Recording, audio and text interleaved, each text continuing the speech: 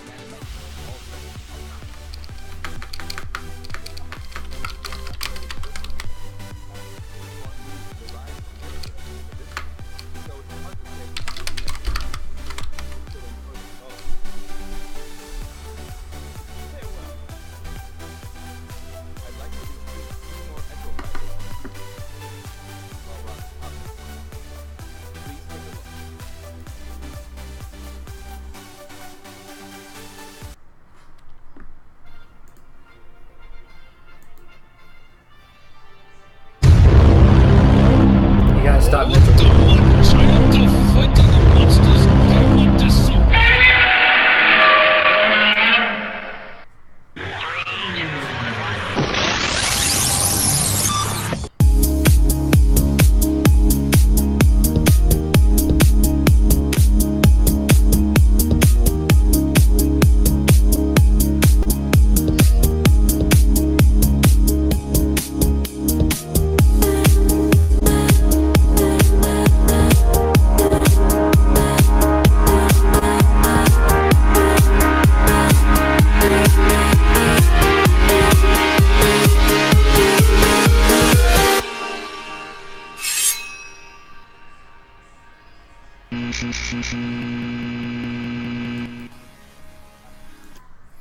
Hello and welcome to Gamersledge podcast. Come on in, sit down, relax. My name is Mark. I am one of your hosts from the endless void of space. In the top right of your screen, joining me in the bottom left and currently in the center is, of course, Mitchell.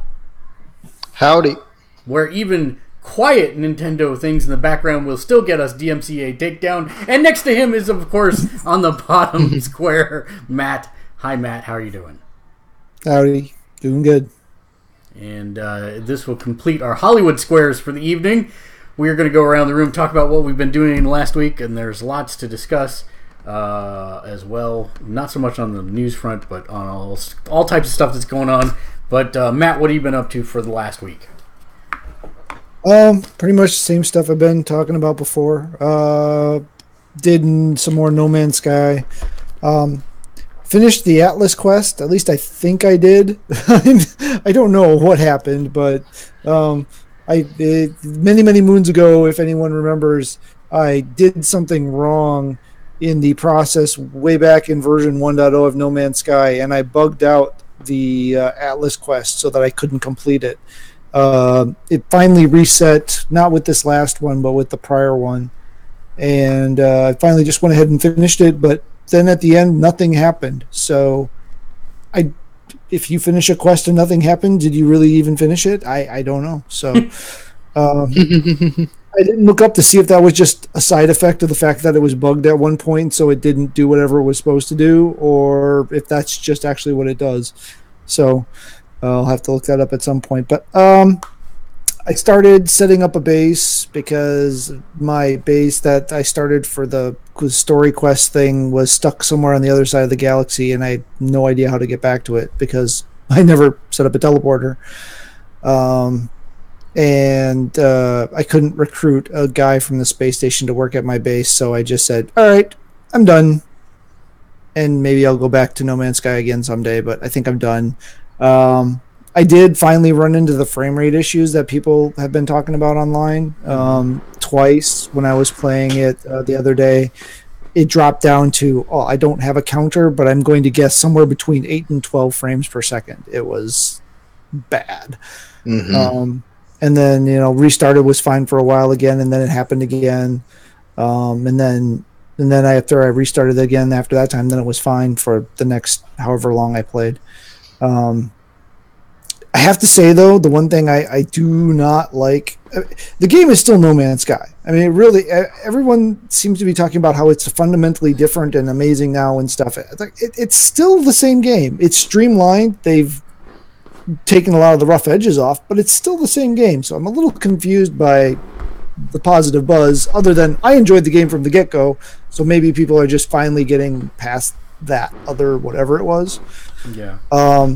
But Sentinels are broken now. They are vicious, killing murder beasts that never leave you alone. Well, maybe now. I think maybe now the you. original intention of the Yeah, maybe now you understand why the X-Men hate them so much. Yeah, no, these are like those Sentinels. It's just like you get 1 star and you're done unless you can hide from them long enough to get away. But if you make the mistake of taking off into space while you still have 1 dot of notoriety, you will be hounded relentlessly by endless waves of Sentinel spaceships. You mean sentineled endlessly, right? Yes. So, yeah, the only way I found to be able to get rid of it is you can just barely outrun them with your ship. So you can't pulse because pulse is disabled because enemies are nearby. So you just have to sit there with the turbo boost engine going and head for the nearest space station, which took me 25 minutes to get to. That sounds like fun. Yeah, so Sentinels are a little bit broken. You used to be able to beat them before they would alert their partners. Now it doesn't matter. If you kill 1, 2 come. If you kill those 2, 3 come, and 1 of the ground units come. If you kill those, 1 of the giant walkers comes. So there's no avoiding it anymore. All you can do is run. We didn't stick around to see what happens if you manage to destroy the big one. Yeah, no, that I was shooting it with my ship, and I was barely doing any damage to it. So, yeah. Then the only other thing I've really been playing was God of War. Wow.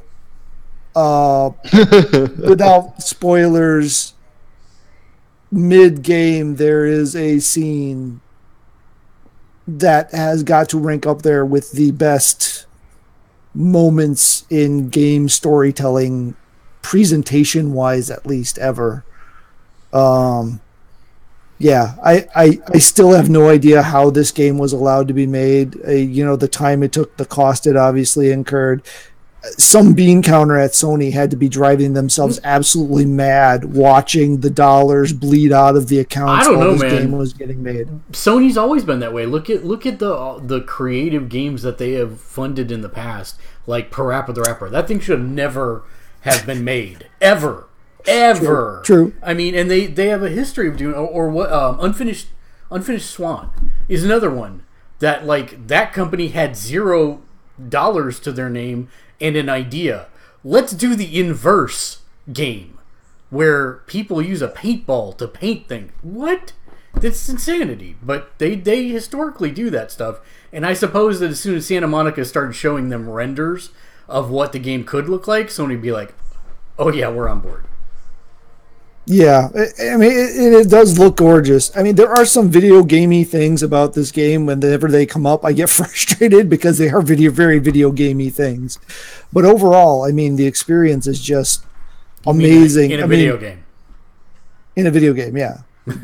Gamey ass things. You're getting upset about the video gaming things in video gaming. I'm just clarifying if that's what you mean. The rest of it isn't. It's jarring. It's just jarring when you go from this cinematic experience, even when you're playing and you have this, continual close camera, single shot thing going on, and you're just flowing through things, and then all of a sudden you run into this video game thing, and it's like, oh yeah, that's right, I'm playing a game. I guess I'm still not understanding what you're referring to exactly. Like the camera gets stuck on something? No, nothing technical like that. It's like having to push circle to go climb down a cliff instead of just grabbing onto it and going. Or not even that. Like there's is it the fact that they are prompting you to hit circle, or It's the fact where there's a bunch of them where you don't get prompted. You just hit circle because you know that's what you're supposed to hit to vault over to the next level. Mm-hmm. And then it's very fluid. But then there's the ones where it's prompted and then it's very slow and scripted transition. And I'm sure there's some technical reason for it, but it's I guess like the thing, and these are minor. I mean, these are super minor, but there are areas that are, you can't get through this way initially, and you go around the long back way, and then there's a chain sitting at top of the cliff, and you can kick the chain off, and then you can access directly from where you started. But instead of Dark Souls, sorry. So the king. I get it. I would be frustrated either way, right? So you walk up to the chain, you press circle to kick it, and he automatically gets down onto the chain. Well, I wasn't done exploring the rest of the stuff back up over there. I just wanted to kick the chain down so I didn't forget. And so then I got to crawl back up. But then I can understand people who just want to get down, having to press circle once to kick the chain down and then having to press circle again to get onto the chain would be annoying. So it's just one of those things where there's probably not a good answer, but relative to other ways things work, it's very video gamey. There's this wall shimmy thing that's kind of the same thing. It's these transition periods, and they're probably doing some loading something or other. I don't know what, because it's all one giant thing, right? There are some like missed stuff where you can tell there's loading going on in the background, but they give at least a logical reason for it for the story. But yeah, I mean those are minor gripes, but they seem pretty major to you. I'm just pointing this out. No, they're not major. They're more jarring in an experience that you go along and you don't see those kinds of things, and then all of a sudden they're there, right? So my dumb question is, have you checked the options to see if there's a way to turn off those prompts? No, it's not. I don't know. It's not worth. Apparently I'm making a bigger deal of it than it is. I'm just saying. Okay. This is like if you would have found a smoother way to do this, you could have been a 9.9 instead of a 9.89. Kind of thing, right? I mean, this is a nit. 10 out of 10, Ginger. Thank you. You beat me to it. You beat me to it. We're talking like hundredths of a point here on the score, so it's not that big of a deal. It's just they're really noticeable. That it's just the weird things where it is noticeable when you're just going along and everything's going great, and then all of a sudden something happens. They're like, oh yeah, this is a video game and it has systems. But yeah, no, the story. I mean, the story in God of War has never been anything, right? And this story is. I wouldn't go that far. It's gotten a whole lot better in the last two games. 3 and 4 were fairly decent story. This is 4. I'm sorry. There was the Vita one and then 3. And the one on the Vita was pretty decent. And 3 was decent. 3 was decent, but it's still nowhere near this tier. Well, I mean, I'm 3 sure. at the I'm end. Sure. Yeah. 3 at the end tried to get I thought a they good story. I thought they got there. Yeah, it was. Well, again, I played it several years later. It was better than 1. Let's put it that way, right? Yeah, it was better than 1. I mean, 2 is. I don't know. 2 is good, but it was also a transition thing. Right. It had its moments, but it's definitely, compared to what we've been getting for story in games in the last, 3-4 years, it definitely was not there. So I know you're only halfway through. Yep. And I don't want people to misconstrue. I just haven't played it because I haven't had time, funds, etc. I plan on picking it up at some point. Especially because there are people who keep comparing it to Dark Souls, which I can't believe the combat system is actually anything like Dark Souls and still have it be a God of War game. But I'm interested to find out. Yeah. I'm trying to keep my judgments aside. I would definitely say for expectation management, it's inspired by or in the style of. It's like a hybrid like Ratchet and Clank and like Dark Souls. It's an odd combination of those.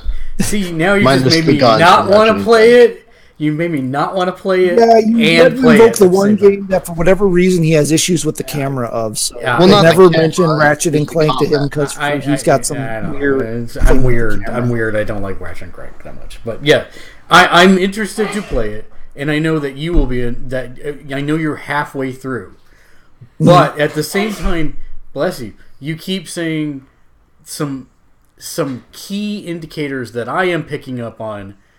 Is this story comparably as good as The Last of Us? Interesting question. Very. I see where you could be going with the kind of an allegory there. Or, is allegory the right word? Maybe. No, I don't know. allegory is the right word. Analogy, allegory, either one. Analogy, yeah. In this case. I would say the quality of the writing and the performances is on par, perhaps better in some cases.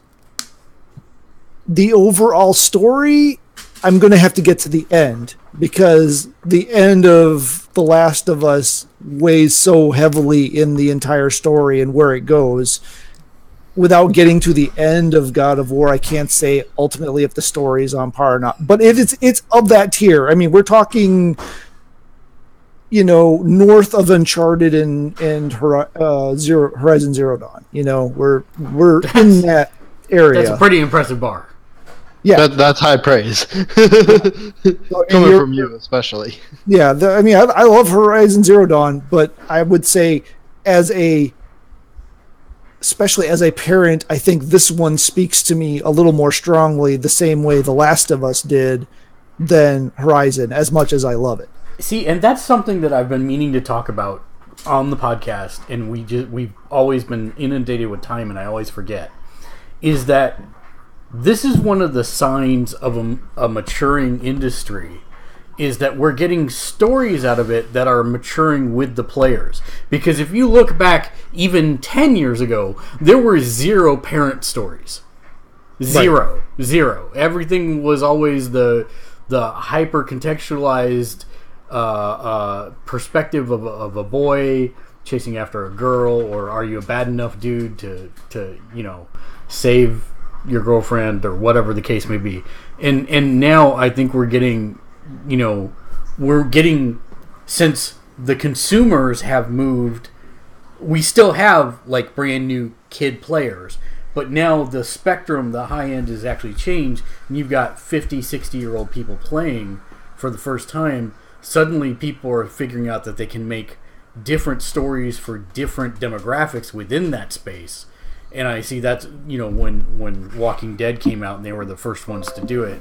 And then we had The Last of Us, which was kind of an iterative take on that. And now we have God of War, which is another iterative take. I wonder when we're going to get the grandparent games, if that makes sense. Because suddenly that will be relevant to us, right? Whereas it's not relevant now. It still seems dumb. I mean, right. Mitchell procreate? No, come on. Like, seriously. But the point is, eventually that's going to happen. Right, we're in a weird position because we're kind of, as consumers, paralleling the developers, right? We're kind of the same generation. Cory Barlog was there for God of War 1 and God of War 2 and kicked off some of the things that became God of War 3 and Ascension, and then came back for this one. So, I mean, the guy who was key to doing what God of War 1 was also key to doing what this one is. Mm-hmm. So, you could see and a major impact on that was he became a father, right? So that the creators and the things that they pull from in their lives, they're maturing and they're getting more adult-ish, so their stories are now more about being adults, not the adult isn't the 45-year-old guy who's sitting there looking down and disparaging and stuff like that, the kid who's all enthusiastic and going to go save the world. And now it's, we're looking back from the other direction. So it is an interesting way to see the some of the industry moving. Obviously, we'll always have the super enthusiastic kid who's going to go save the world. But yeah, I mean, it's definitely interesting how it's changing. And I think we're going to continue to see that. Mature doesn't just need to mean the Wolfensteins and the Dooms. It can mean good mature storytelling. Mitchell, I'm interested for you to play through God of War and Last of Us, etc. now as a first-time player, but I'm more interested in you revisiting that game in 20 years. When you see how that'd be might have a family of your own. Maybe. To see the change in perspective and that kind of thing. Yep. Yeah. I mean, that's kind of like the difference between, reading Ender's Game when I was in middle school and rereading it now. There's very different perspectives on the events going on in that book. Yes, indeed. So what else did you play? That's pretty much it. I think we did a little bit of Rock Band. We didn't progress this time. We kept up with the lead group up until this last week. Just too many good groups that play a lot, doing all the instruments on expert, and we just couldn't keep up. So we'll probably try and recoup that this next week and get up to what are we up to now? We're on platinum, so Bloodstone. We're on platinum, so it's diamond. It's diamond next. Bloodstone's the top one. Yeah.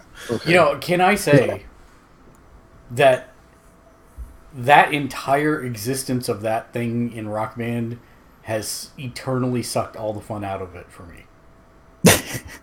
Well, you can still play it and just have fun too. It's fine. I mean, yeah, I know you can, but it's like there's pressure now with Rock Band. Like before, it was you put your score up on a high score leaderboard. Hey, that's it. Congrats. You're still getting together with people having fun.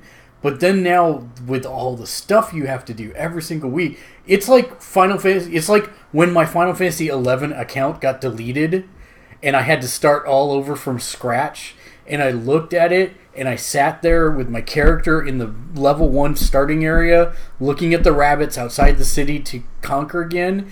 And I would just remember the 500 hours plus that I had put into the character the first time, and I sighed and I turned off the computer. And it's like the same thing for Rockman. Even though I'm not participating in it, you just telling me about it, I get apprehension that I am not contributing to this cause. Like, I am not helping you guys do this, and so I am like, oh my god, pressure. It's really weird. I don't know if that makes any sense, but that's kind of like what I take away from it.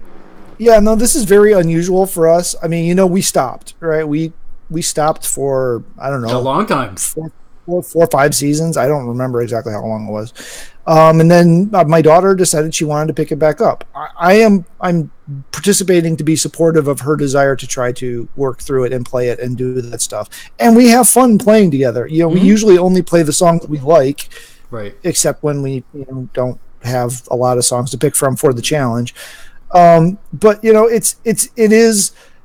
it is different in the fact that it's very MMO-ish, right? It's very go in, do your dailies, do your whatevers, get that stuff in, grind your dungeon, and you get loot at the end based on, how well you did, right? You get a shirt or a hat or a whatever for your avatar. And it's an intriguing thing, and it does, when you're doing well, it can feed into that loop of, ooh, okay, I'm so close, just, like 4 more songs and I can, get to this, whatever, so there is that kind of dynamic because you're seeing it grow, but the other side is it is dynamic compared to everyone else, so it can also shrink. So it's a very interesting dynamic. I'm actually surprised it's worked out for them as well as it has, because it must be working out because they keep it going. But it's definitely not a me thing, and we stuck it out a lot longer than probably could have at first, and then going back to it again. I mean, the game is still fun if you enjoy rhythm games. It is still playing songs you like while beating on plastic instruments, so it's it still has that. So I don't know. I'm rambling at this point, aren't I? Yeah. Anyway, I'll share a quick fun fact about harmonics that I did not know until this week. Do you remember Karaoke Hero? Was it Karaoke Hero? Was that the name of it? Karaoke. It was the first one that had Dust on the Wind. It was on the PlayStation 1, and it was about the same time that it was when we were in Omaha. When I got the dance pads for my birthday that Dave got for me. Anyways, there was a karaoke game released. It was after Guitar Hero 1 and 2. And it was it Karaoke Revolution? Karaoke I don't remember.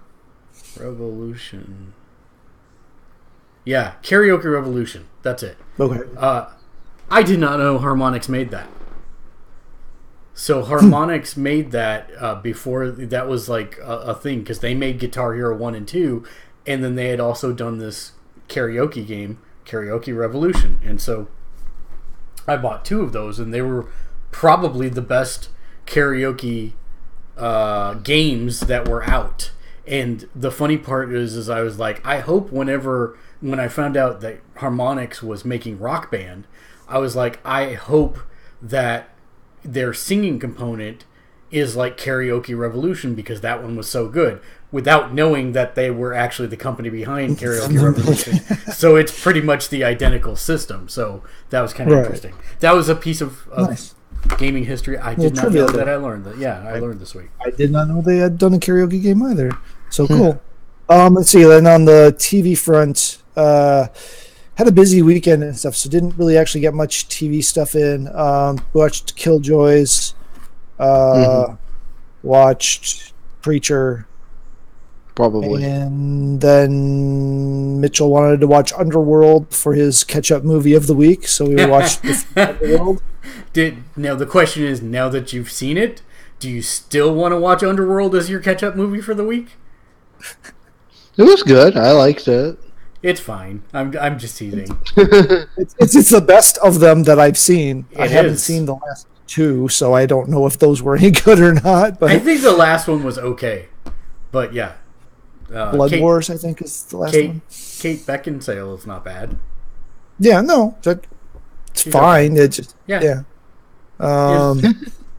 But yeah, I think that's pretty much it, other than a random thing here and there, which I don't think I watched anything particular. We need to finish up Cloak and Dagger because that season's over now. So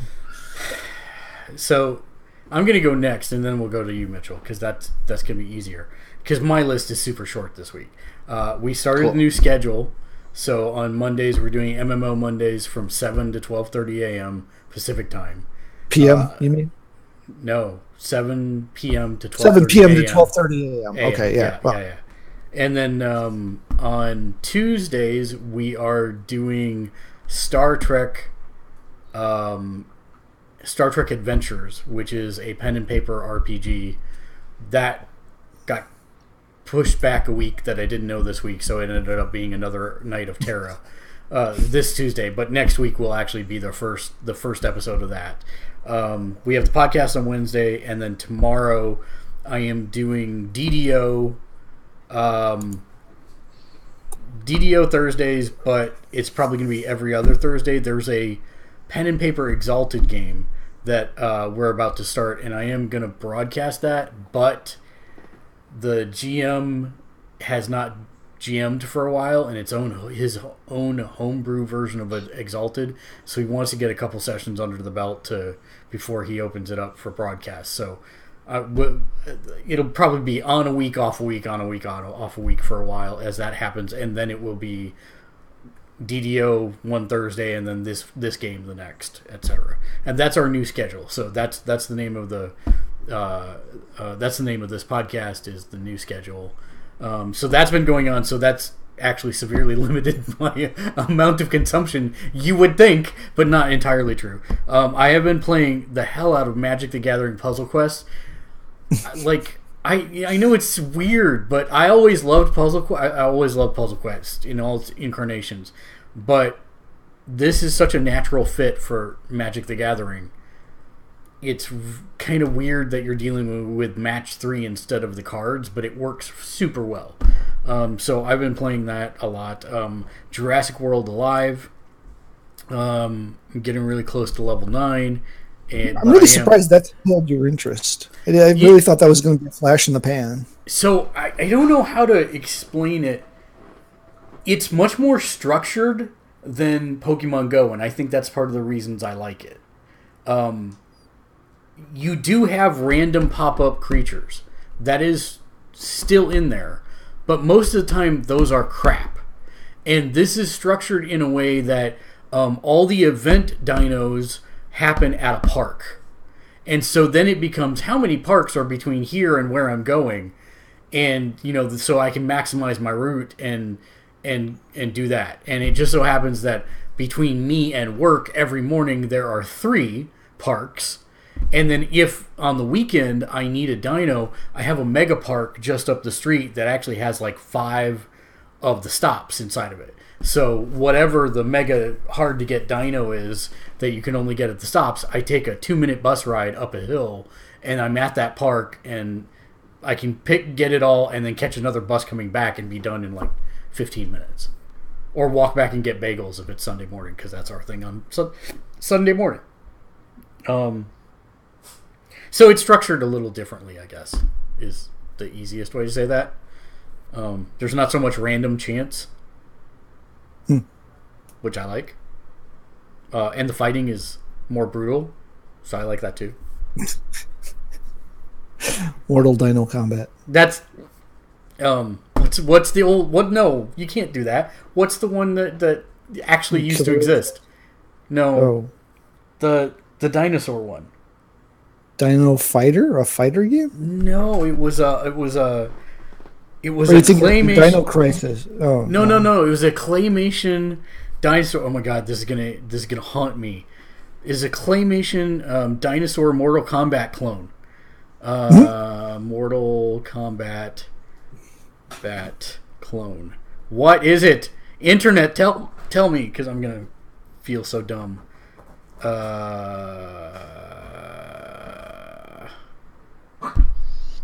Are you serious? Eternal Champions. Killer Instinct 2, no. Primal Rage. Okay, I have heard of Primal Rage. I just never played it. I didn't realize it was claymation style-y. Yeah, it's styly. Yes. Anyways. So yeah, that's kind of fun. God, I got the hiccups. Sorry. Water.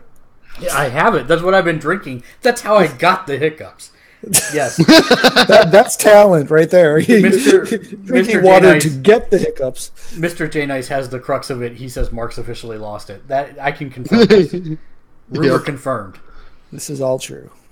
This has happened before and will happen again. All happen again.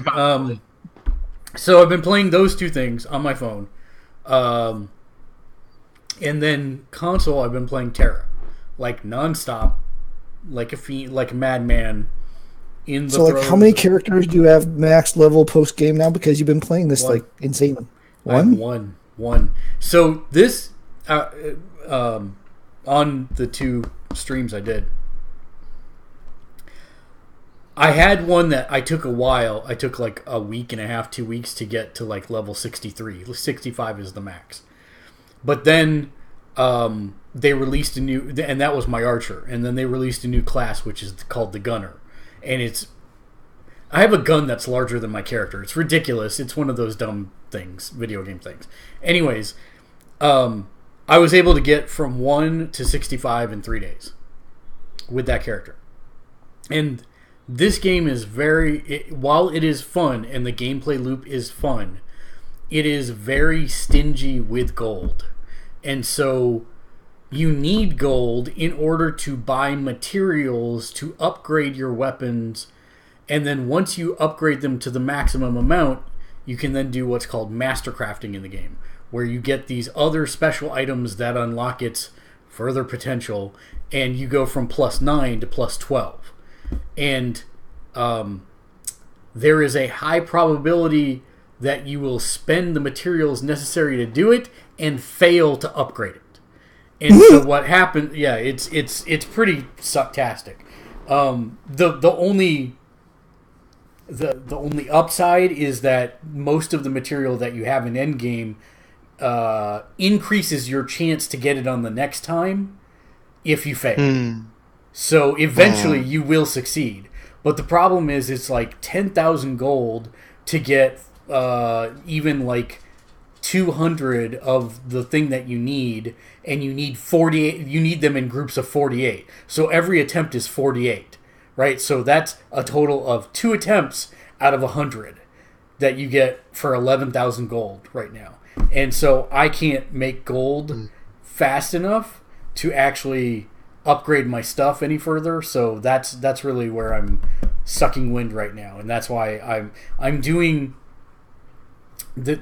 I'm trying to figure out a judicious way to say this, because I very much enjoy Terra. I am actually really liking it. It has some problems.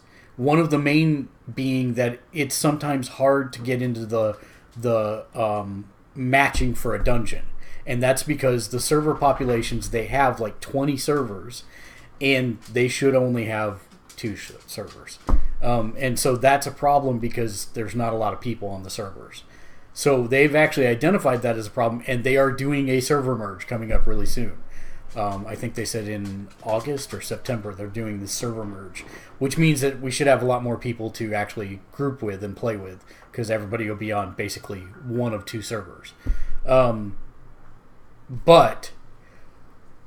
what is both good and bad about the game is that you are constantly given breadcrumbs for new equipment. Like they have these weapons that you can only get by going to certain dungeons or places in the world, and you kill certain types of monsters, and they will drop pieces of an artifact weapon. And so I'll get that artifact weapon, right? But there's no point in upgrading it before I get to level 60. Because as soon as I get all the pieces for that one and get all the rest of that my gear for that level, it's already giving me the breadcrumbs for the next weapon and next set of gear from the next set of dungeons that I'm going through. So basically you just hoard all your gold for the first part, and then you spend it at the end when you're trying to upgrade this stuff, and even that's not enough gold. So that's one of the issues that we're having with it. But that still being said, we're still doing stuff to progress the story and progress our characters forward, and we're having fun doing it. But I am at that point where it's now the same as Destiny, where I'm looking at a gear score. How do I raise this gear score? Oh, I've got to upgrade this piece and upgrade that piece and go do these dungeons to get more materials to do this. So that's where I'm at with it. And it's still fun, but we're almost at the top. So most important question. Yeah, no, I'm right there with you. But the most important question here. Wait, I wanted to hear. So it sounds like unending pain, just constant pain and suffering. So this is a long-standing discussion between Matt and myself. I was just skipping that whole thing. I was going to go to the most important question, which is how many spreadsheets is this taking? So the answer is a few. How many is a few? I have my bets. My range for my betting pool right now is 6 to 8. So I don't think it's that high. I'm trying. 4 to 5. We have the spreadsheet that shows the festival tokens to normal grind rate. So that's one of the so normally, grinding the gear that we have on our characters right now is ridiculously long. Like, it takes a really long time. And you just do these dungeons over and over again to get these tokens, and it's like 8,000 tokens per piece, and you make 200 per run. So you can do some math there. It's a lot of grinding. But they have these festivals going on. Yeah, Mr. J Nice says Mark crashed Excel 64-bit. Yeah. They have these festivals going on that if you do the festival stuff every day, it gives you tokens for that festival. And the festival tokens get you the same material, but for a far cheaper overall price. So I actually have been able to create an entire set of the gear that I need in about a week and 2 days, which is far better than the I don't even know because I don't have the spreadsheet up. It would have been a lot of grinding. A lot of grinding.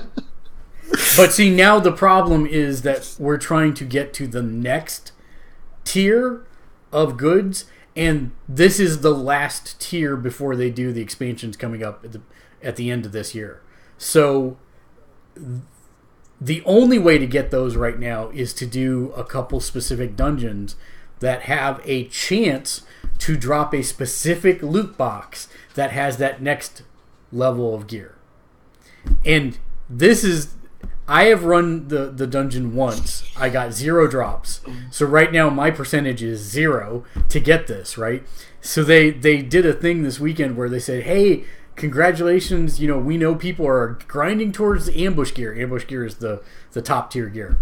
And they said, what we're going to do is we're going to increase the percentage chance that you can get that gear by 3. And so I looked at Ken and I typed over PlayStation Network, 0 times 3 equals 0. I'm still not going to get the damn stuff over the weekend, but I'll try. But yeah. Nothing carry the nothing. Yeah, exactly. So, I mean, it is a fun game. And somebody asked me yesterday, how does this compare to Black Desert Online? And Terra and Black Desert Online get... contrasted against each other because they are very pretty, but also definitely male skewed towards the practicalness of body armor for female characters. If yeah, and so Terra looks better. I'm sorry, Black Desert Online looks better, but I actually feel that the gameplay is not, it's really shallow and I don't like it. Terra has a really good gameplay look. That took 4 calculators and 5 Excel sheets to figure out the math on 0 times 3 equals 0. No, just one formula that encompassed 5 spreadsheets in order to figure that out. Oh, man. That's some Excel humor right there, because you can actually do that in Excel. Ay. Again, And then- sounds painful. For TV, it's actually not. It's actually a lot of fun. If you want to play, Mitchell will help you, obviously.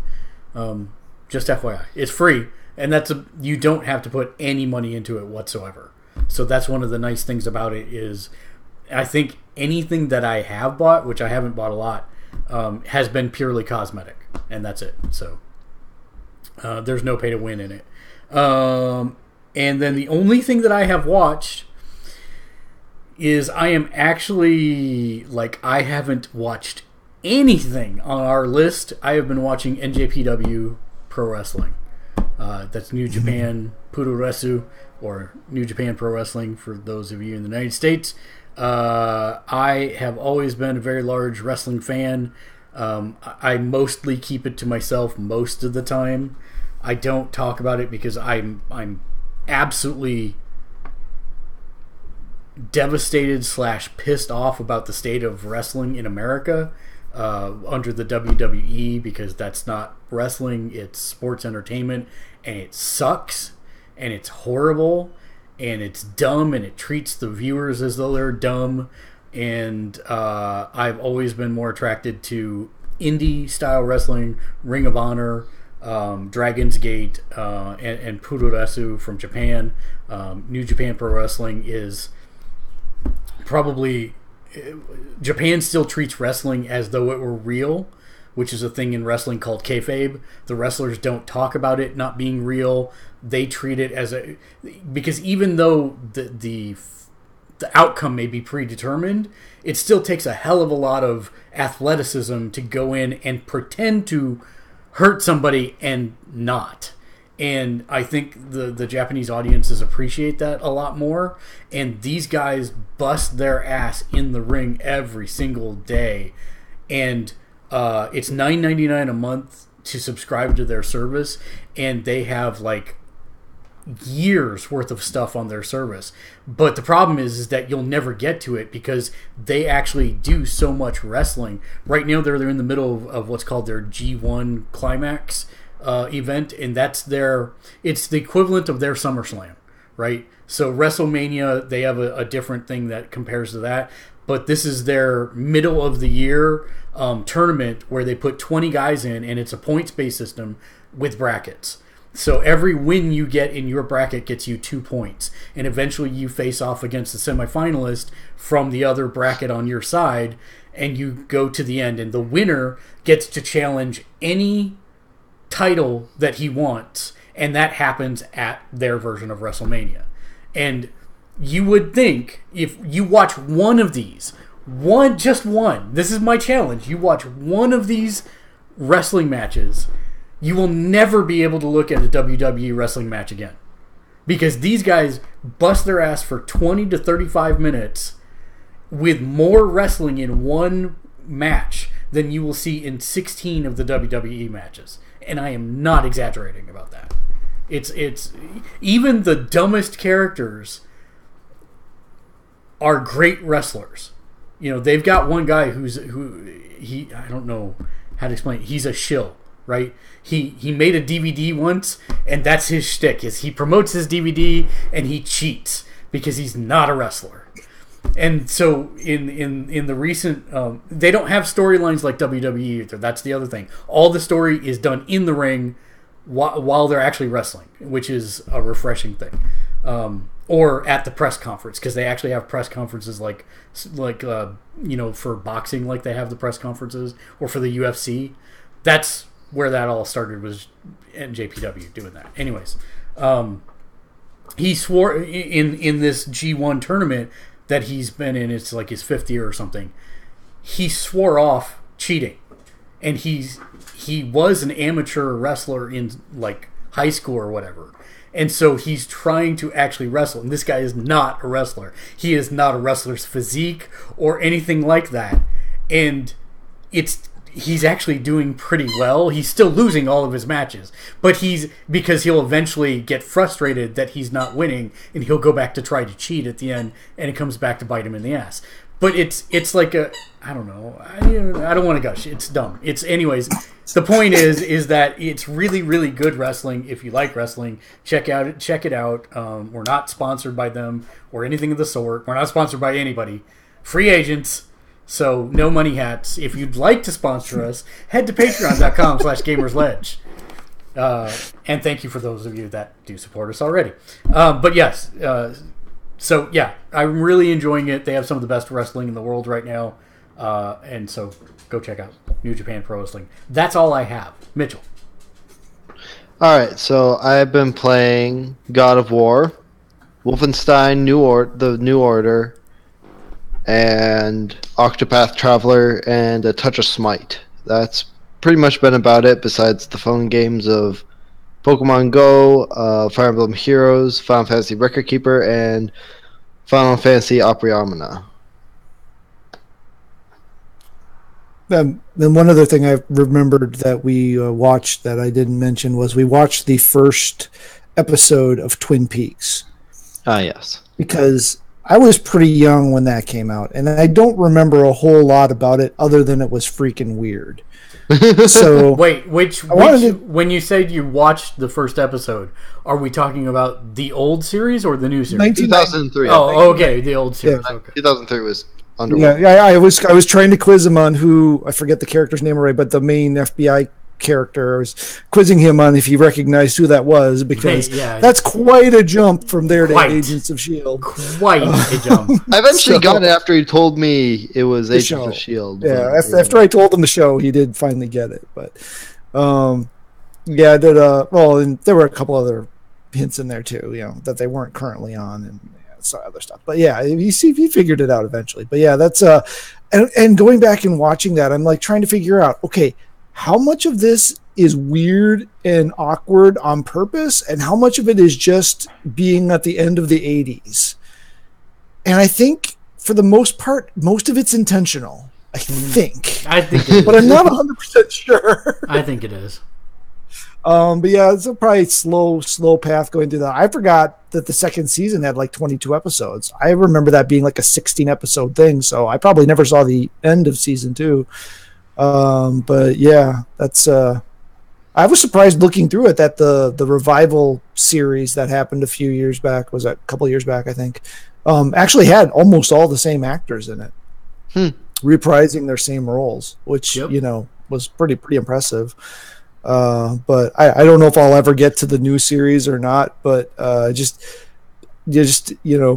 that same dang cheesy track playing behind every like significant moment going on. I'm like, okay, they only had enough money to pay one guy for 15 measures of music, and they just reuse it over and over and over again. If anything slightly emotional happened, that music was queuing up. That synth music right there was like, come on, guys. But yeah. So is that everything for you, Mitchell? Yeah. Okay. Yeah, I was shaking my head because you have Octopath Traveler. That's on my list also that I have not been able to get to. Yeah. Sadly. I'm liking it so far. I've collected all 8 of the characters now. So far, the story hasn't been much, but again, I've just gotten through the introductory phase. So yeah. Let's see what's on the old news ticker. I'm pretty sure the answer is not much. Twitter.com/Gamersledge. I don't think I put much on this week. I didn't put much on. I saw a couple things, but I didn't. I've got the one news piece that I was looking at before we started. Yeah, there's 292. Oh, yeah, we need to talk about MoviePass. That seems like years ago.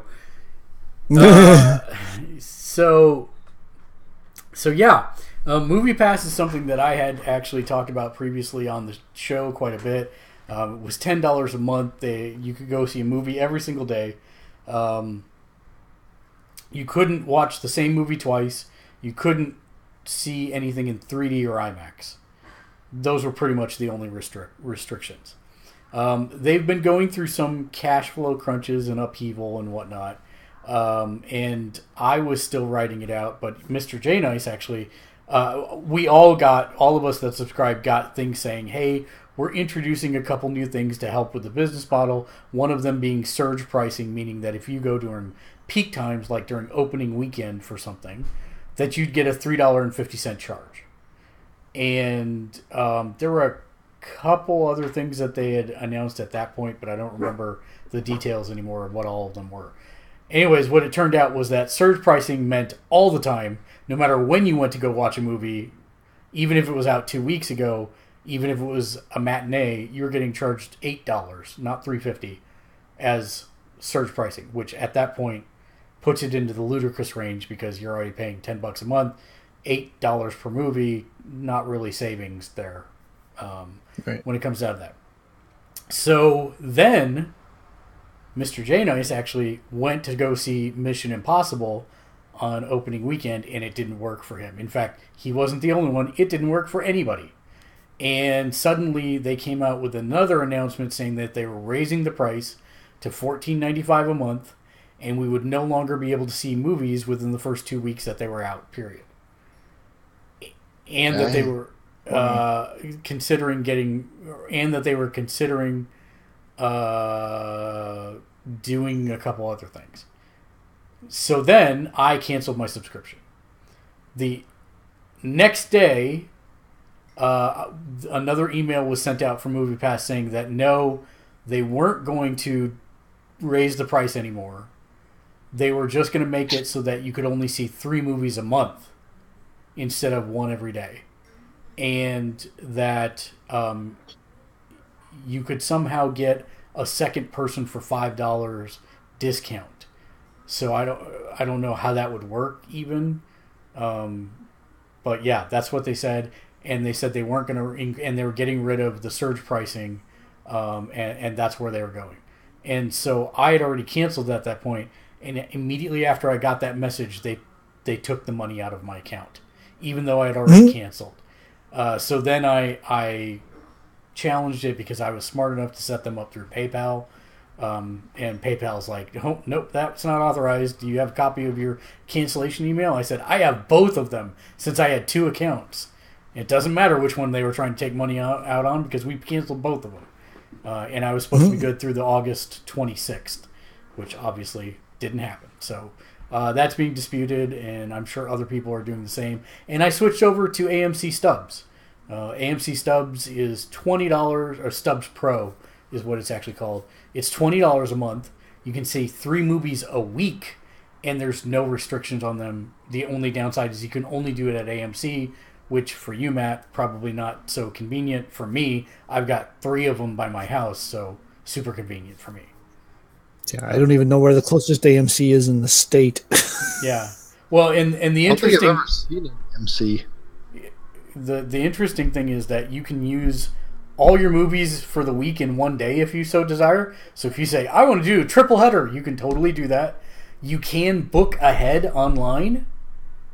In fact, you can reserve 3 movies in advance. So if I just want to do premiere nights of stuff, I can put that up there, and as long as it's less than 3 a week, I'm good. So that's interesting. And there's no restriction for IMAX or D-Box or any of that stuff. I can do any of that crazy stuff I want to. So, and is it completely free, or is there a copay depending on the level of ticket you're buying? I missed that part. Nope. It's so you pay the $20 a month, you get 3 free tickets, period. There's no levels of it or anything. But what is nice is that you get credit for the movie tickets through the Stubs program as if you had bought them, but you get times 30 points. So your accumulation of points is much faster to get you free tickets to take other people to go with you.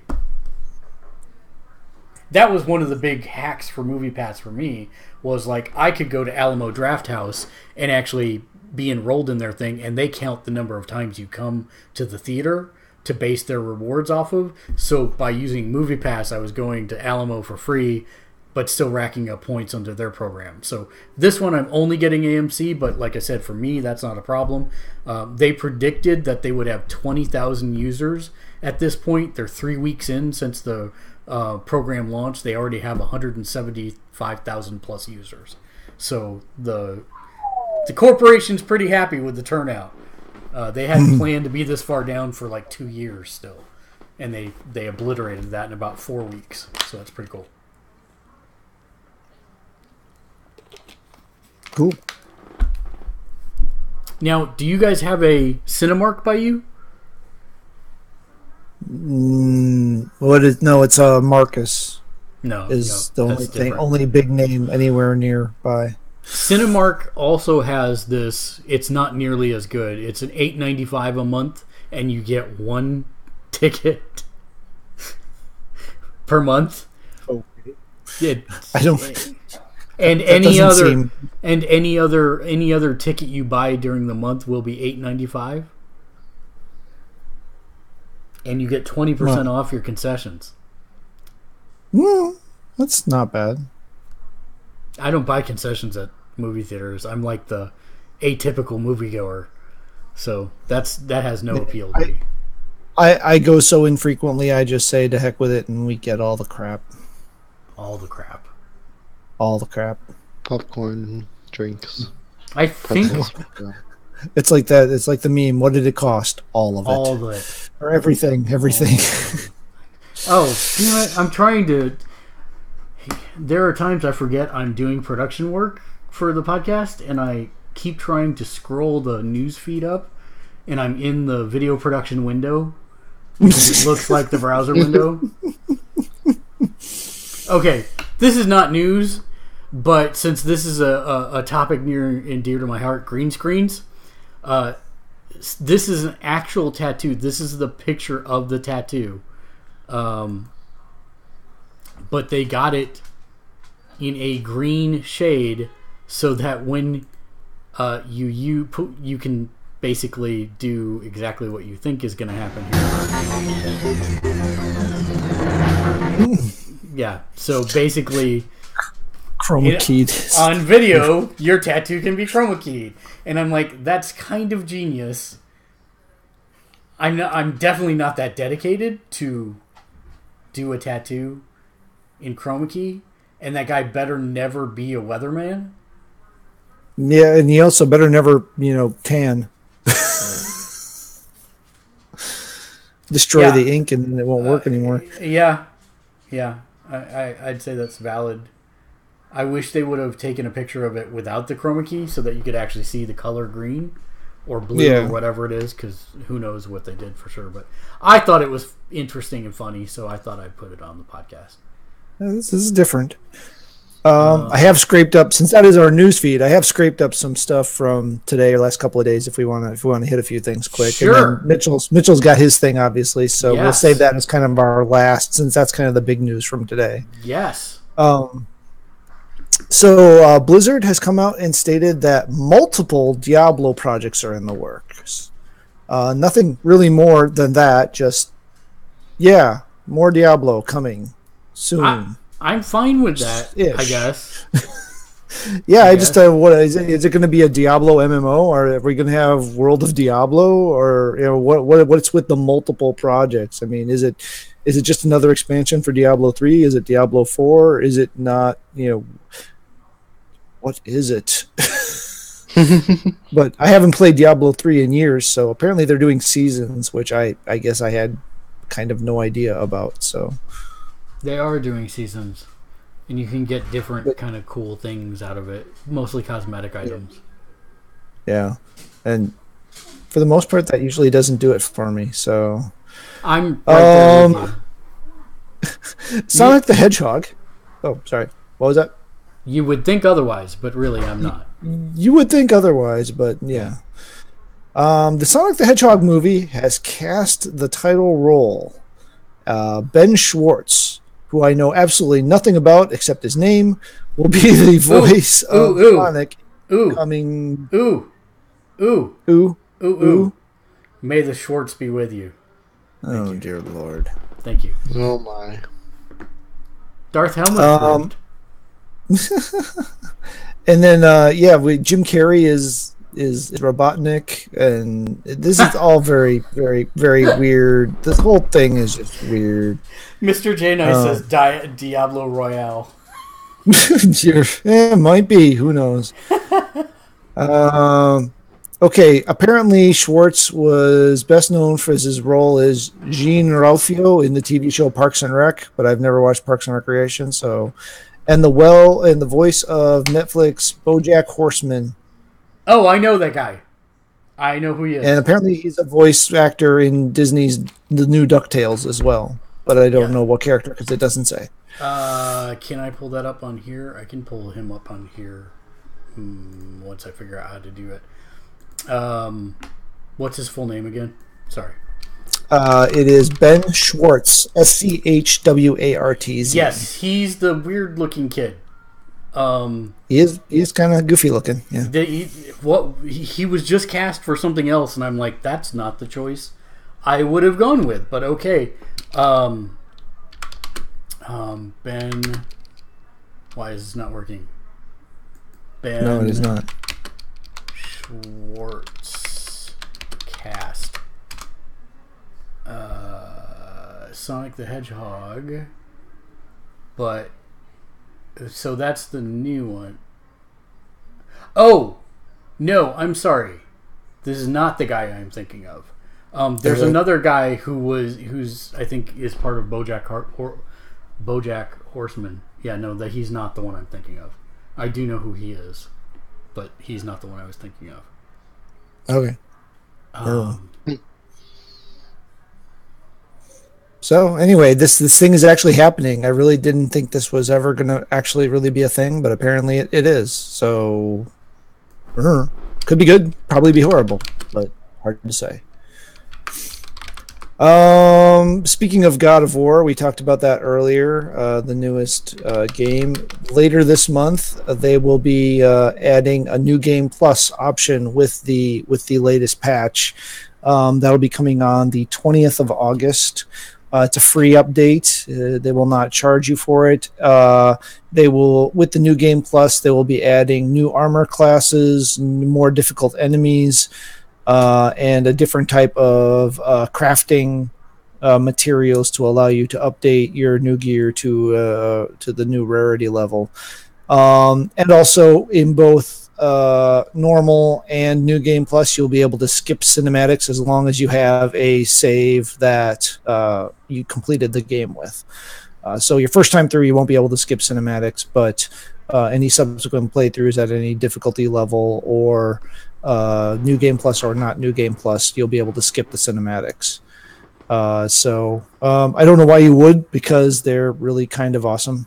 And if I were playing the game again, I'd want to watch them all again anyway. But, you know, I'm sure there are people who want to speed run the game and stuff. So, What game was this for again? God of War, Okay. the one we're playing. Yeah. So that movie that was out a while ago that nobody thought was getting a sequel might be getting a sequel. I might remember a few weeks, months, whatever it was ago. Power Rangers was bought by Hasbro from Saban, along with a handful of other properties. And they have announced that they are planning to develop a new Power Rangers movie that appears to be a sequel to the 2017 one, which wasn't that bad. So it'll be interesting to see if they keep it up as a sequel, or if they decide to do a reboot, or how they want to handle it. I don't know, no words on any details or any returning actors or anything. So we'll see. You can bet what Tommy happens Frank will be in it. It's interesting. You used the first name of his character and the last name of the actor. That's how I forever and infinity will refer to him as Tommy Frank. Just to be clear, that Tommy Oliver is the name of the character, And Jason Frank is his actual name, right? Yes. Yeah. Just to make I sure know you that, don't get confused. but he's Tommy Frank. Well, it's funny because, you know, he was Tommy in the show, but his name was Jason, and then the main character, or the Red Ranger, was Jason, but his name wasn't. And so it was just weird, because that had to lead to some confusion on set when somebody would say Jason and the guy forgetting that he was playing Balrog, You know, M. Bison, you know. That's exactly. Never. So, but yeah. So I was actually not near. The only thing that really bugged me about the Power Rangers movie was the Megazord. It made no sense whatsoever. But you know, it's robots, so you know, whatever. I also went in with absolutely no expectations, like expecting it to be the worst movie ever made by mankind. And so I you know, you have to remember that it was not too bad when that was the expectation. So if you're interested in the upcoming Assassin's Creed Odyssey, not to be confused with Assassin's Creed Origins, and Odyssey comes before Origins and actually isn't about assassins. Yeah, this game is really weird in the way it's being set up. It is Game Informer's September cover story game. So if you're looking to get more information on what's going to be coming up all month of September, they will be having information on that. So wait a minute, that can't be right. We're in August. Did they screw up on this thing and it's August, not September? I think they did. I think this is supposed to be August, not September. No, it says September. Well, maybe, I don't know. One of the months they'll be having a thing about the game, and you'll be able to find out more stuff. I don't know. Maybe it's September, but it comes out in October. Yeah. Months in magazines are weird. So anyway, yes, okay. The 100 questions the 100 question speed run is up, so it is this month's. It is this month's coverage, even though it's September's magazine. Time is hard and stuff. Red Dead Redemption 2 will be getting a gameplay trailer tomorrow, so if that's a thing you're interested in, keep an eye open for that out on your social media channels. You know, more time goes by, I'm less excited about this. I'm probably the only person on the planet. I'm not, just simply because I never got to finish the first game, and there's just something about the fact that I didn't do that I'm not super thrilled about the sequel prequel. That, and I generally don't play Rockstar games, so there's that, and it's just what it is. I don't know, Mitchell. Do you have any thoughts on? I'm just kind of rambling off through these things. So if anybody wants to interject, you're just going to have to scream out because Objection. yes, exactly. That will be our interrupt. Nothing on Red Dead. I do appreciate that it's a game set in the West, and I think we need that's a nice set differentiator from things. Do you remember how paralyzed you were the first time that you played The Witcher 3? Yeah, the exact same thing happened to me in that game too. Because you pick up all the plants and the things and the stuff and and the snakes and there's a snake in my shooting the boot rabbits and the yeah, exactly. And it's like I'm so overwhelmed by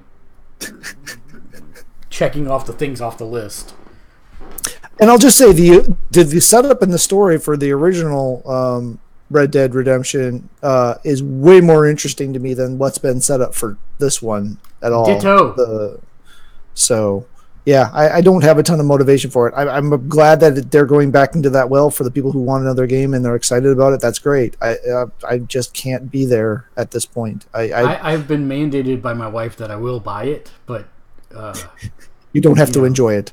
I would like to enjoy it. I'm going in with I'm taking the Greg Miller philosophy. I'm trying to take that philosophy a lot more with everything, in that I'm happy for when things work, and it's sad when they don't, but I'm not going to be like pissed off about it. I don't think it's going to be a bad game. That's not what I am saying at all. No. I am saying that my own personal apprehensions about being OCD, about needing to check off a list of, did I kill every squirrel? Did I skin every rabbit? Did I do all this stuff?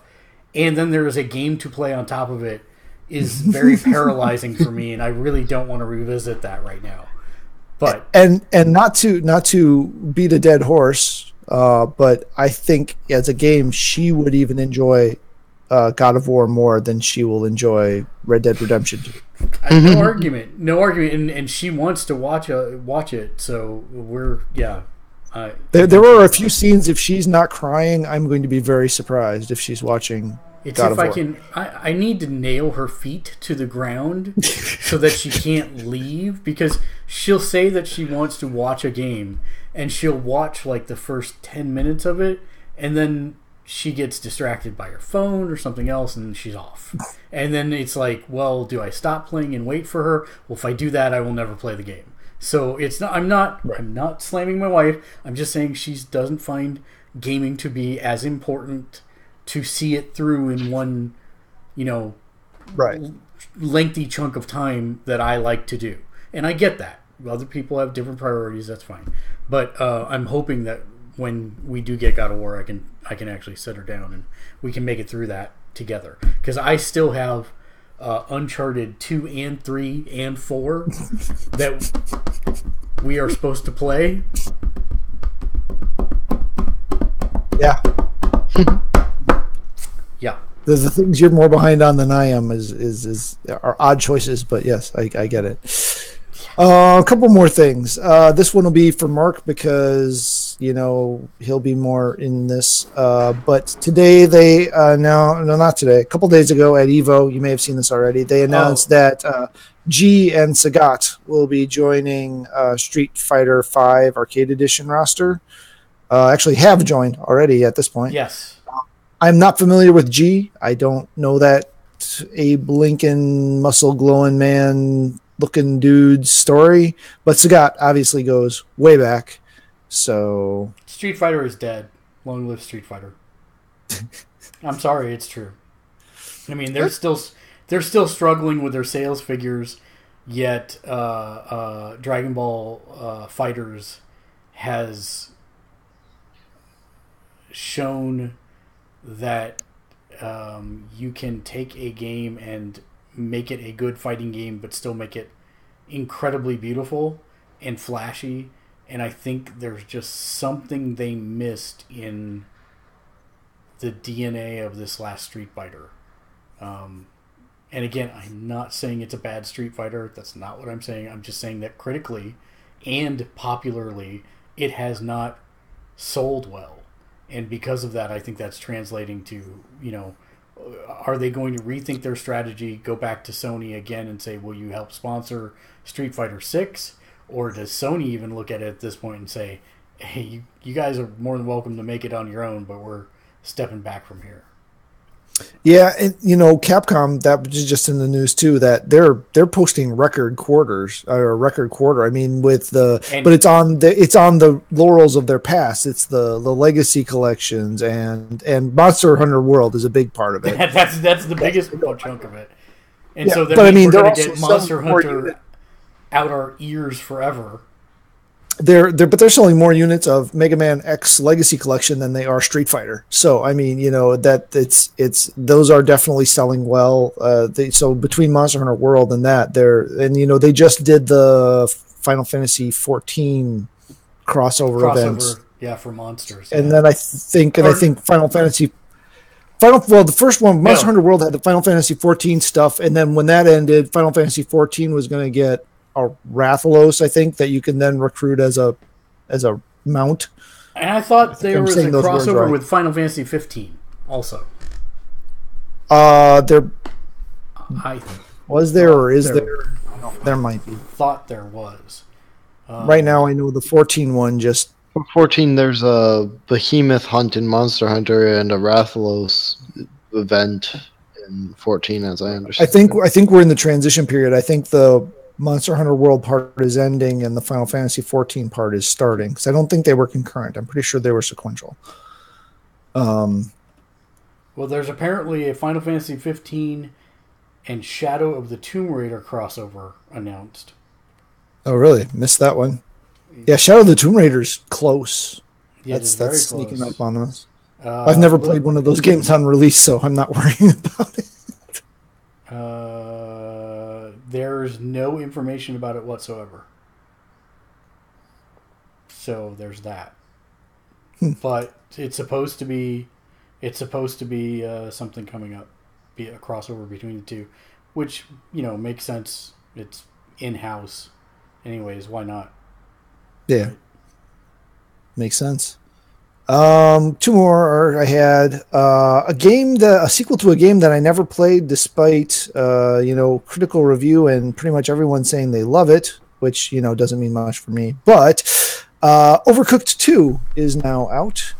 That little game of chaos cooking that encouraged you to do co-op was a couch co-op game.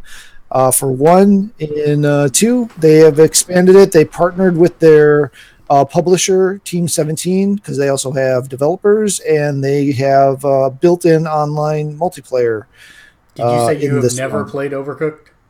I have never played Overcooked. You need to buy it for your family game night immediately. It is one of those games that the concept is so simple, but the execution of that concept, especially when you leave it to other people in your household on a couch next to you to pull off, can be hilariously bad. It is. Yeah, I've never heard a bad thing about it. The only bad thing I've ever heard about it is that there's just a quadrillion levels in the thing. That is also correct. Yes. And I believe that's the real actual published number of the levels is 1 quadrillion. So they've put 2 quadrillion levels into this one. Online multiplayer. There's a bunch of new recipes, new chefs, a couple new mechanics. Throwing is included. But this is 2 guys, right? 2 guys. I think they've upped the team to 3 for the core team of Ghost Town Games, and then using Team 17 to help robust out the things like the online multiplayer. It sounds like it makes me really happy to hear so many developers that are like 1 to 3 people shops now able to put out things that both critically and commercially sell well. Yeah. I mean, obviously they weren't ready for it to be that that popular, right? It overwhelmed them quite quickly, and they didn't really have the framework in place to make it a living game, so to speak. I think 2 is going to be set up, from what I'm seeing, more that way. Well, they'll be able to add new characters, add new recipes and stuff as time goes on. I was just listening to a podcast where they were interviewed on, I forget which one it was, might have been the Game Informer, I think, and they were hinting that they're looking at starting a new project once this went live. So we can maybe look for an announcement for those guys on the new project while they keep Overcooked 2 going, but start working on another new game. So, and then the last thing I saw that might have been interesting for some folks, We Happy Few is a game that's coming out soon, or did it come out this week? I don't remember. It's soon. It's soon. I soon. think there's the free VR experience was this week. That's exactly what I was getting at. But PSVR has an exclusive side story called Uncle Jack Live VR. I've downloaded. I haven't tried it because I haven't plugged my PSVR in months. But I have no idea what it is other than it's some sort of game showy type quizzy answer question type thing. So you know about the world, though, right? Yeah, it's you got to take your happy pills, Orange. literally. Yeah. And so and that game is a curious beast too, because it came out in early access on PC and stuff, and really kind of got panned, and then they redid the whole thing, and now nobody really seems to know exactly what the game's going to be, but hopefully it's better. And Microsoft bought the studio that developed it. But so now still it's coming out on all platforms. Yeah, it's going to be one of the rare Microsoft games that appears on all platforms. So weird when that happens. Yeah.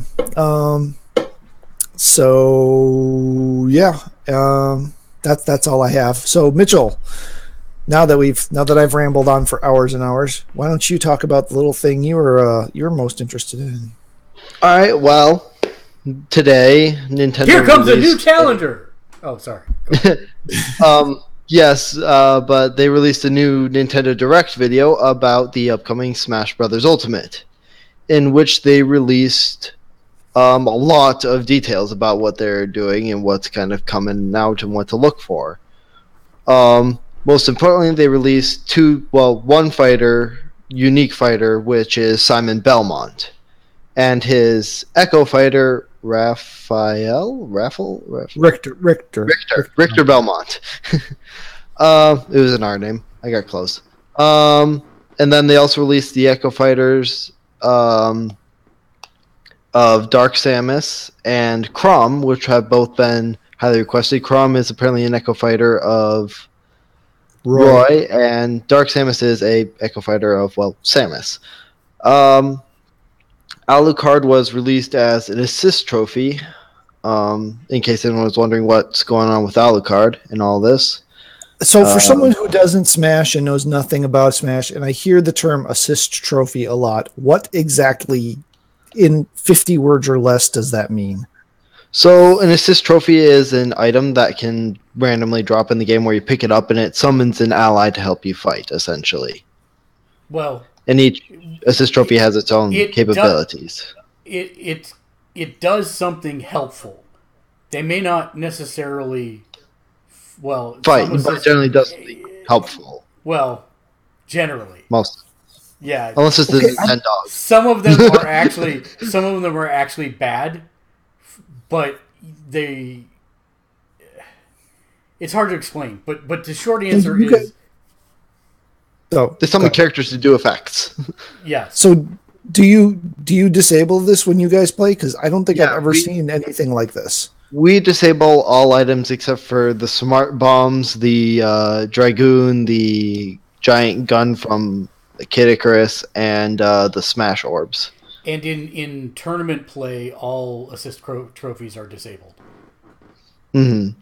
And everything so that's Omega, but yeah. That's why these things don't make sense, because when I see you guys playing, you're not doing them. So that makes sense now. Carry on. Right.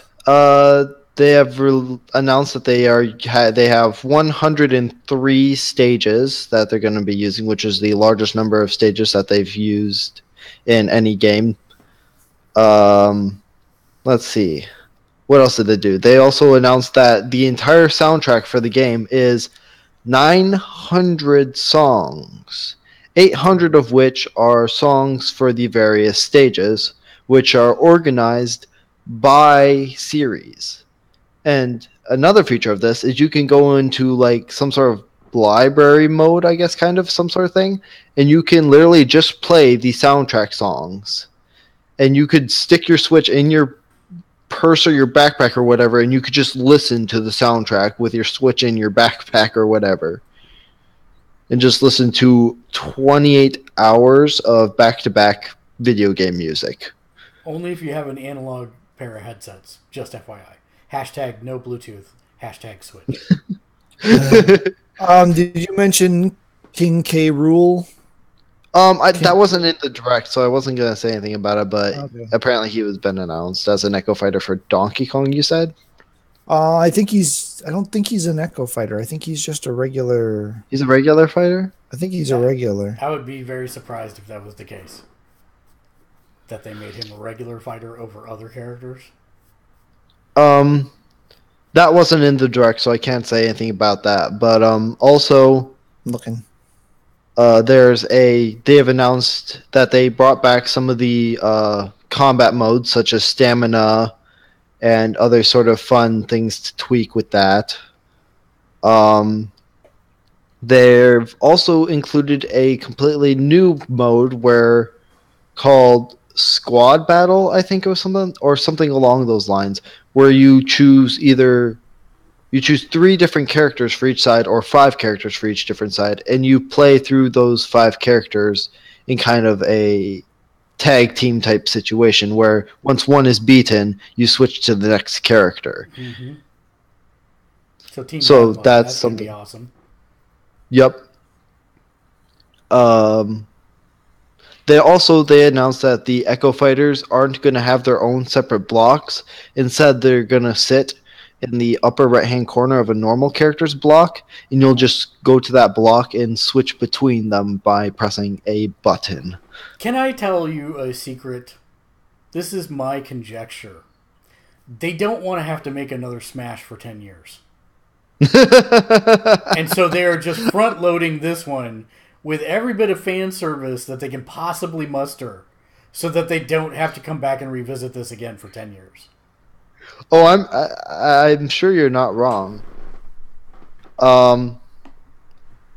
That's crazy. Anything else? Oh, they also they announced the new biggest assist trophy that they are also announcing was the Rathalos, which is kind of ironic given what we were just talking about.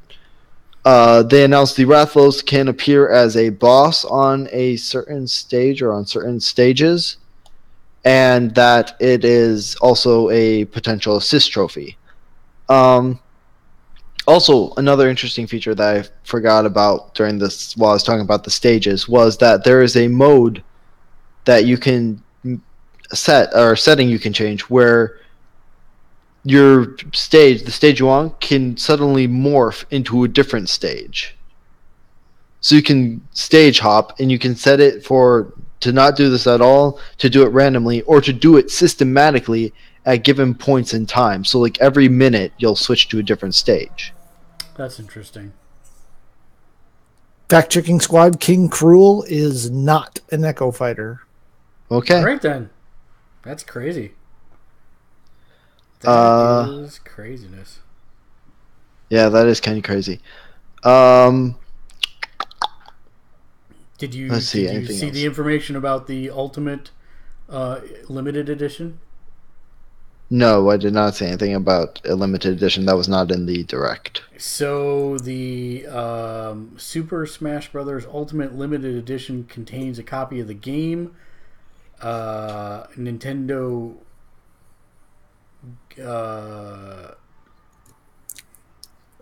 the game itself, and then it actually controls it has an adapter and a GameCube controller inside of it. Huh. That GameCube controller thing, that just kills me. It kills me too. I don't get it. I'm like, no, I'd rather use a Pro controller than a GameCube controller. But sure. But some people literally they can't play Smash with any controller other than a GameCube controller. Some of the pros and stuff, so that's why they're having to set it up that way. I'd play with a normal controller or something, but whoever wants to use the GameCube controller, they can. But yeah, I think that was everything. There's a couple small features and stuff that they added too, but nothing major there. Except for you can do weakened versions of the smash attacks by making a setting so you can fill up a little tiny like super gauge. So then you can do like a weakened version of the super smash attacks that you would normally have to break the smash orb to get. See, we need to discuss the controversy that has been surrounding this Nintendo Direct ever since. Let me see if I can find the video in question. There was apparently you're okay. You're going to go there. I was going to address yeah. it. But you're going there. You're going there. Okay. We're going where?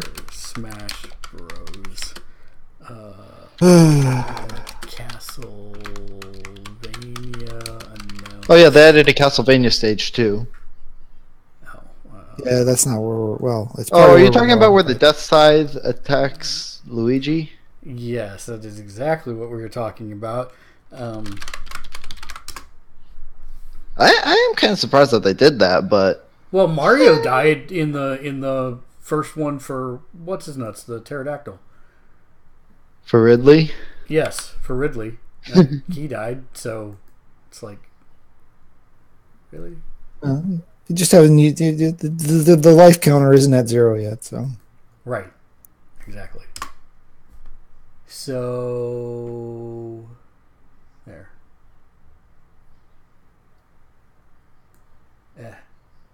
Only 34 of those music tracks mentioned earlier are original. The rest of them are bright reused and stuff, but there are 900 tracks in the game. Why can't there? Oh God, I'd have to do it. No, that's the wrong thing. Look up the Nintendo. They just didn't split it out of the Direct. No, you'll just have. That's not the Direct. That's the E3. Oh, that is the E3. Boo. Castlevania. Maybe I can do reveal.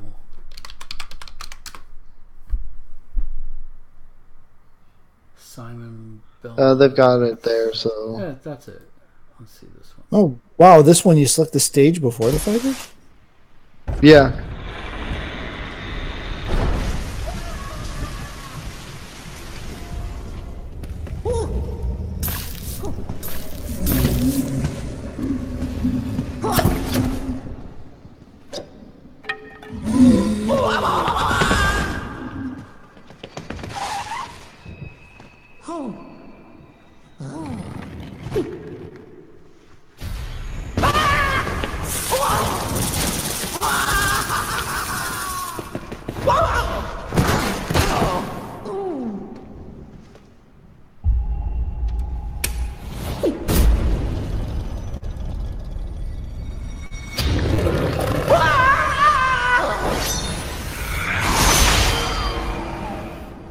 He doesn't look okay.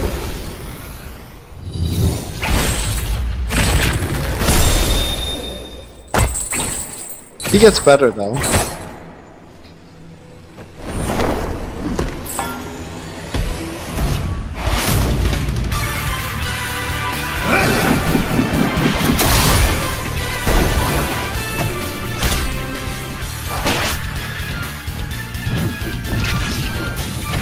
Capcom? Castlevania? Konami. That's why we can't put Castlevania in anymore. Yeah.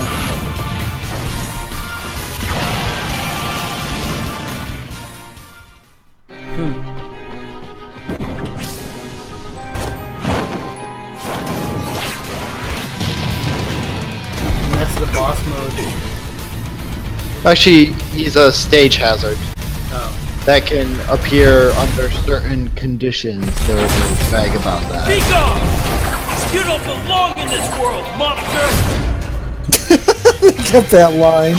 Nice.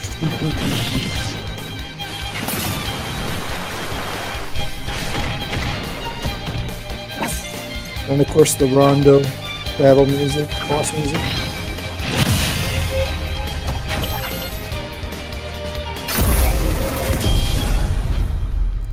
Okay, Yeah, didn't show the. Wait, no, keep playing. I want to see if it plays the post-credit scene, so to speak. Maybe. There we go.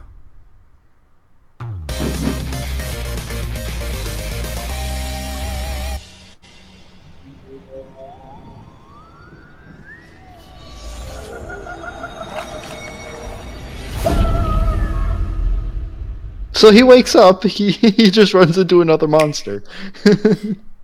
Yeah, he doesn't look okay, but it prompted Nintendo UK to actually tweet out that he's okay. It's okay. Yeah, so yeah, there's that. All right.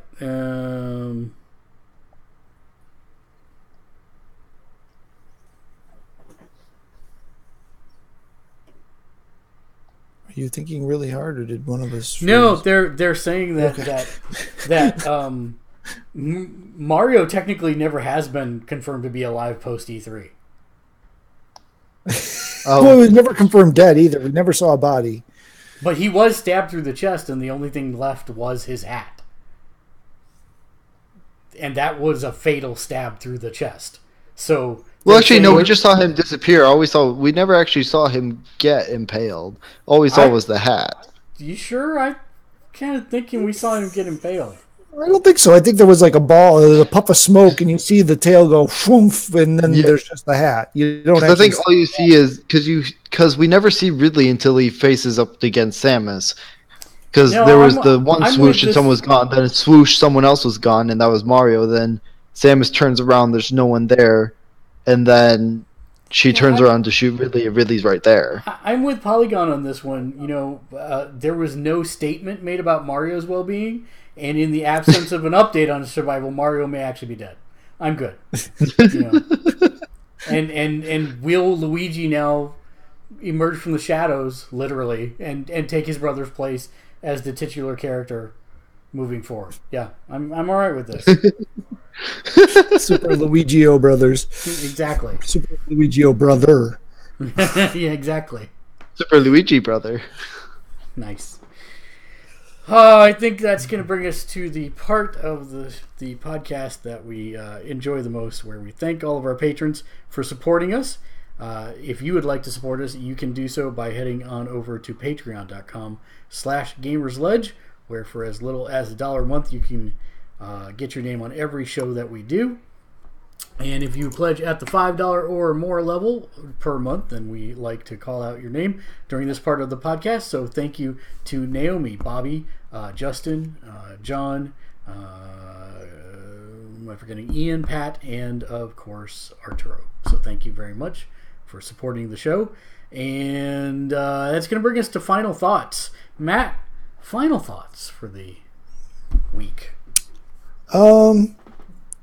Firefly is getting another comic adaptation from Boom. They bought them out from Dark Horse. I'm not sure why, but yeah, they did. I'm not sure why Dark Horse let them go, I guess is what I'm saying. So they are putting out a new series that's going to start in November. I forget who's writing it. I forget what time period it takes place in. I forget everything about it except it's happening, and I can't pre-order it yet because its solicitations aren't open. So that's that. I think we talked about previously, but Saga's on a year hiatus while they decide whether or not they have any stories left to tell. That's my interpretation, not the official. Not a good sign in my personal opinion that we're going to get more Saga. That's okay. I haven't finished this storyline yet. I've got 3 books left, I think.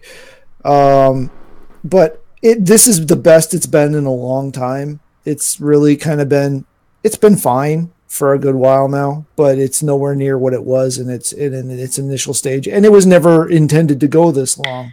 And that's kind of the thing, you know. You kind of keep on trying to come up with ways to do things, even with the normal, what is it, 2-month breaks or month long, 2-month breaks, 3-month breaks, like were they normally a quarter?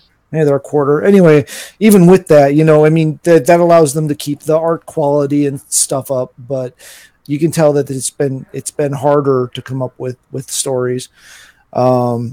So yeah, that I think it's good. If it doesn't come back, I'm fine. It's been an amazing run. If it does come back and they can come up with some awesome stories to tell, that'll be great too. I'm good either way. And then yeah, when you're behind enough on comics that the covers for the comics you picked up this week are spoiling things that you have no idea are going on yet, yeah, you know you need to catch up on your comics. So yeah, there's something really weird going on in Amazing Spider-Man, and since they've switched teams and renumbered and everything, I haven't read yet. So I need to catch up and see what's going on, because this month's cover is very weird. Not that covers always indicate exactly what's going on inside the comic either, but so yeah, I guess that's my multiple thoughts of the day. Mitchell, how about you? Final thoughts? And he's not die Besides coughing. dying, yeah. The brain. Octopath Traveler is good. That is a final thought. I'll give you that. Hopefully not your final thought. Yeah, hopefully not. Forgot most important thing. Spider-Man's less than a month away. Spider-Man's less than a month away. Spider-Man's less than a month away. Yes it is. Yes, it is. Calm yourself. I'm trying to be calm. I'm trying very hard to be calm. Avoid the hype. Avoid the hype machine. Yeah, well, Thursdays will probably morph from DDO during the Christmas season into whatever the next game is. I got to figure that stuff out. I don't know. There's not enough days in the week. Seriously. There's definitely not enough hours. That's for sure. Yeah. My final thought, I will give you one cryptic, one straightforward, and one wistful. Let's do that. So, first, the cryptic. I'm sorry to hear about Batman number 54. That kind of sucks. So, if you want to know more about it, Google is your friend for cryptic things. For the straightforward, congratulations, not that he watches the show, but congratulations to Sonic Fox for winning Dragon Ball Fighters at EVO. Sonic Fox has been really tearing it up across multiple different fighting games, and all of his critics have always complained that he can only be the best at lesser known non-popular games, and yet he emerged in the most popular game possible at EVO as the champion. So that's an awesome thing. If you haven't had a chance to watch the grand finals, they're pretty good. So go check those out. They're online streaming. And then my wistful one is I really want to start My Hero Academia. I just can't. He's been trying to get me to watch. I've caught bits and pieces of it as it's gone on, and then I end up asking questions for like 3 hours because I've missed stuff. Just start at the beginning, my friend. That's the point. Yeah, right? That takes time. Yeah, hey, and you have access to Funimation now, so you have no excuse. Kind of jelly. All right, yeah. So that's pretty much my three final thoughts. That means that we are to the point of the show where we leave you with a kernel of wisdom to carry you through to your next week. And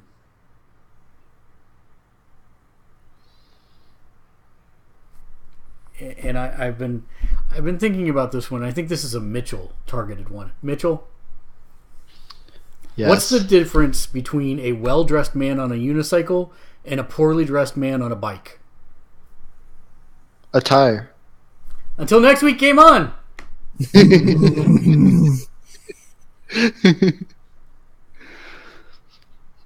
Maybe. If I can get the credits to roll. There they go. Game on! Game on!